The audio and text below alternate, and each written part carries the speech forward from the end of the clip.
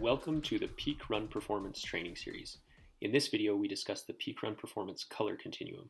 We use this color continuum to guide training plan design and to help the athletes we coach use the hardware and software that we each naturally have within us. This specific video emphasizes the purpose of each activity type, starting with complete rest or inactivity and working our way up to maximal effort. The Peak Run Performance Color Continuum is based on a 10-point Relative Perceived Exertion scale, or RPE, with 1 being complete rest and 10 being a maximal effort. This overlays well with a 5-zone heart rate scale.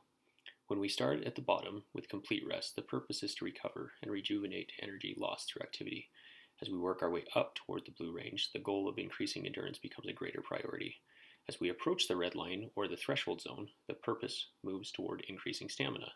As we move toward the yellow line, the goal of these activities is to build speed, strength, and running economy.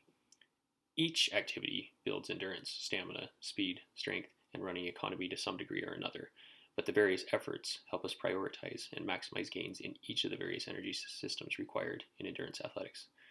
There will, of course, be rest and recovery built in around aerobic and anaerobic efforts.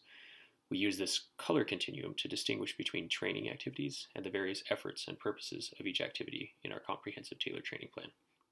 To learn more about how the Peak Run Performance Color Continuum works, and for more instructional videos, please subscribe to the Peak Run Performance YouTube channel by clicking the subscribe button on the bottom right.